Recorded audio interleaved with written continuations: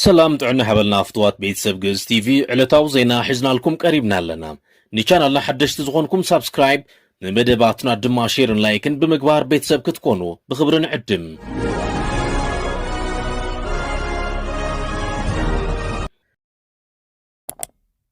ابنا يلوم زينانا بزعبات تولي زولون حموش تحقرات زساتف حيا لحدش كويناتن مصا عدل تግራይን كمون ناي مودات حدغኛ ውሳነ ሱዳንን አምባሳደራን መፈንቅለ መንግስት ትግራይን ምሽጥራቱን بتوسخ دما إمارات عرب أب تاريخان مجمرتا غزي أب لعل إيران نايحين مفداي متقعت مجماران قالوت زرزر زعباتاتن كنا قربولكم ينام كساب فتصامة مدبنا حبيركم ناصنحو نابتناي مجمر يازبلنا يوزينان تنحلف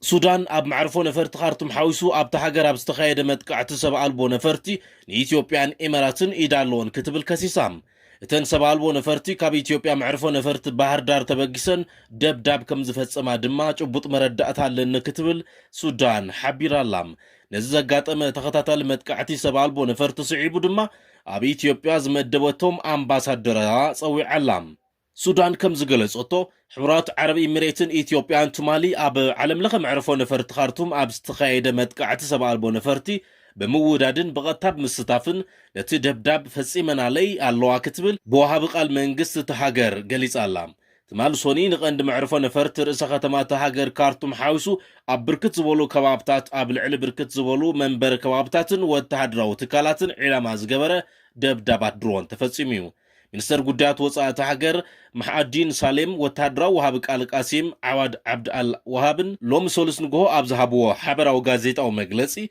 اب تسرحت تساتفا سب البو نفرتي كاب إثيوبيا معرفو نفرت بحر دار كمستبغسا چبوط مرتعو كم زلون بمغلاص سودان از قداي بقليلو كم زيتريو غليصوم اللون منستر قدات وصاة سودان سالم ابزهابو مغلصي سودان دما اب إثيوبيا زمدبتو امباسادران نمخكر كصواع مخانو محبارا يذكر كم صعبين نايتي بي إثيوبيا إميريتس استفصم متقعتي حغرو مس إثيوبيا ناب قلع قطم نمئتاو دلوت مخاناون غليصلهم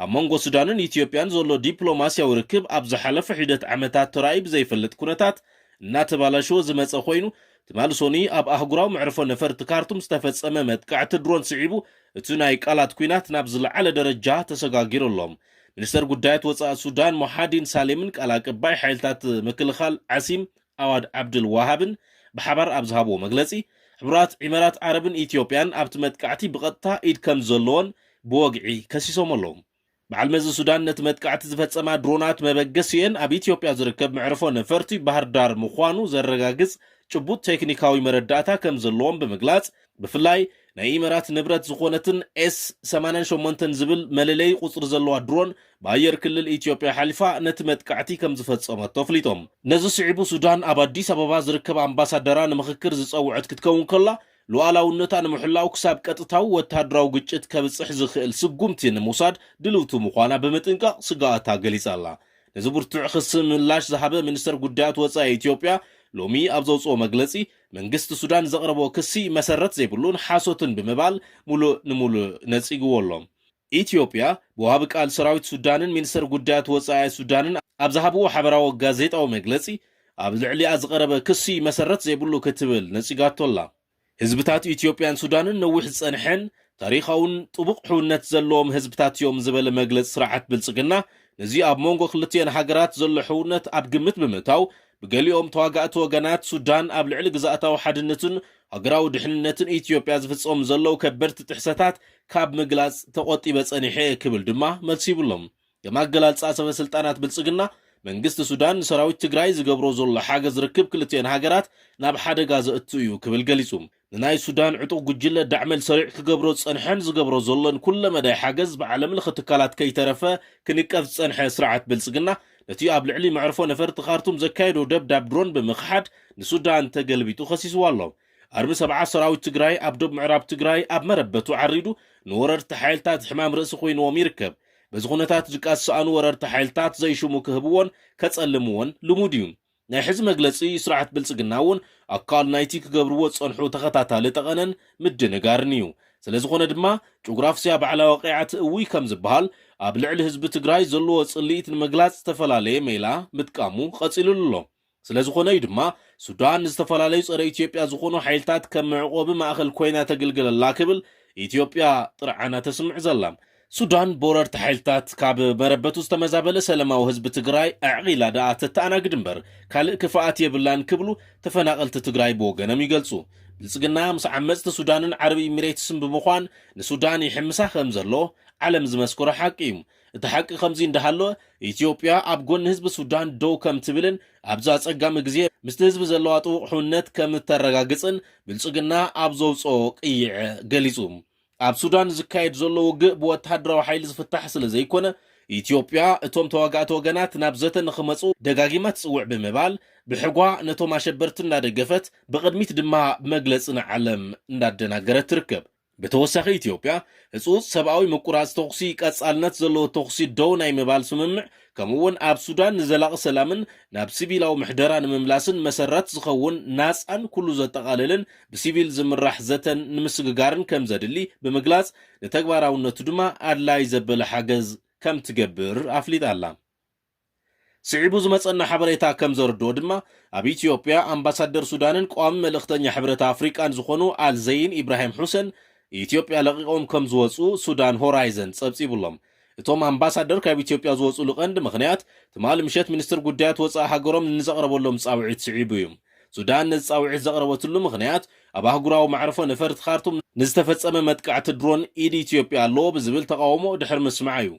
ሚኒስትር ጉዳያት ወፃኢን ኣህጉራዊ ምትሕብባርን ሱዳን ሞሂ አልዲን ሰላም ትማሊ ኣብ ዝሃብዎ መግለጺ እቶም ኣምባሳደር ዝተጸውዑ ምስ ፖለቲካዊ መሪሕነት እቲ ሃገር ንምምኽኻር ምዃኑ ምግላጾም ይዝከር እቲ ጋዜጣ ከም ጸብጸቦ ከም ዝበለ ስጉምቲ ብመሰረት ዲፕሎማስያዊ የሰራርሓ ዲፕሎማስያዊ ርክብ ክልቲአን ሃገራት ንኽቋረጽ ከስዕብ ይኽእል እዩ ተባሂሉ ብመሰረት እቲ ጸብጻብ ናይቶም ኣምባሳደር ናብ ኣዲስ ኣበባ ምምላስ መንግስቲ ሱዳን ኣብቲ ጉዳይ ኣብ ዝህቦ ናይ መወዳእታ ውሳነ ዝተመርኮሰ ክኸውን እዩ ብኻልእ ሓበሬታ ድማ እቲ ብህወሓት ዝተዓብለለ ቤት ምኽሪ ትግራይ ዘሕለፎ ውሳነታት ንመስርሕ ሰላም ፕሪቶርያ ኣብ ዋጋ ዕዳጋ ዝእቱ ንሕጋዊ ኣሰራርሓ ዝጥሕስን ንህዝቢ ትግራይ ናብ ተወሳኺ ፖለቲካዊ ቅልውላው ዝደፍእን ምዃኑ ብትሪ ከም ዝኹንንዎ ግዱሳት ተጋሩ ይገልጹ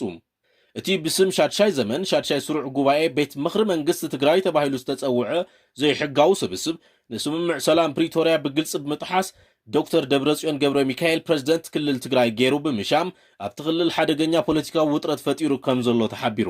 እዚ ውሳነ እዚ ነቲ ብሕጊ ዝቆመ ግዜያዊ ምምሕዳር ትግራይ ስልጣኑ ንምምንዛዕ ዝተገብረ ክልላዊ ዕልዋ መንግስቲ ከም ዝኾነ እዩ ዝንገር ዘሎ ብመሰረት ስምምዕ ፕሪቶርያ እቲ ቅድሚ ኩናት ዝነበረ ቤት ምኽሪ ይኹን መንግስቲ ፈሪሱ ብግዜያዊ ምምሕዳር ክትካእ ከም ዝነበሮ ዝፍለጥ እዩ ይኹን እምበር ህወሓት ነቲ ስርዓት ብልጽግና ከፍርሶ ዝጸንሐ ስምምዕ ፕሪቶርያ ብዕሊ ደጊሙ ኣፍሪስዎ ኣሎም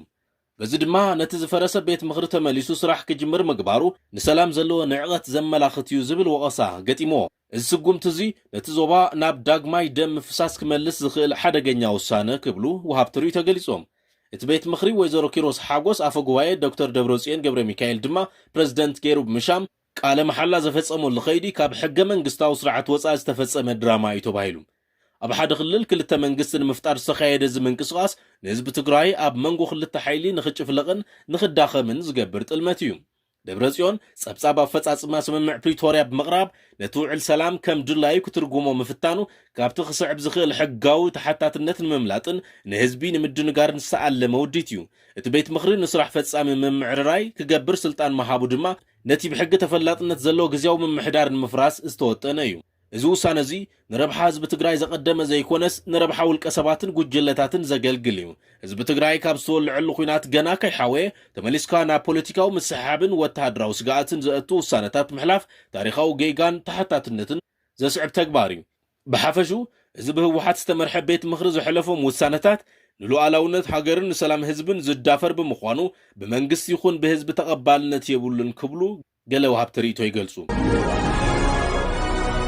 بتزامد زينا أب سبعينات مقالة كتزاون زوعالت وجت أب لعل نبرت تقاتما مدنجار كم زفترة تجلس الله أب سماي كتما مقالة كبابيون حنت والنتانة حيلا يريتي بيازخونت ناي وجت لهم رفاد كتزاون مرفادا سعبو أب لعل هزبي مدنجاز كم زفترن داغماي مولع كوينات أب شاف كم زبس حنزم ملاختي تبايلو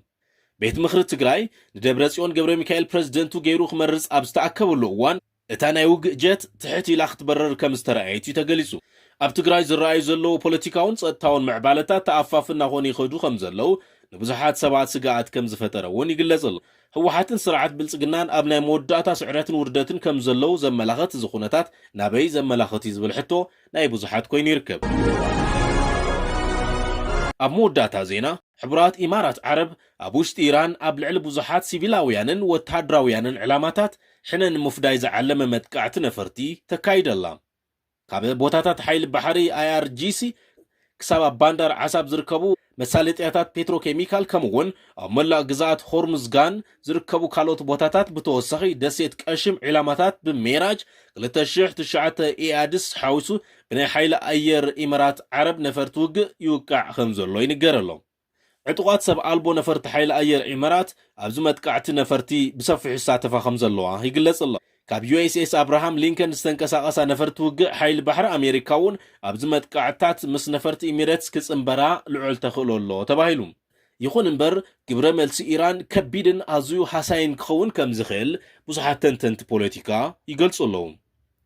ክቡራት ተኸታተልቲ መደብ ዜና ገዝ ቲቪ ንሎሚ ዘዳለናይ ፕሮግራም ኣብዚ የበቅዕ ኣብ ዝቕጽል ብኻሊእ መዳይ ክሳብ ንራኸብ ሰላም ገዝ ቲቪ ልሳን ህዝቢ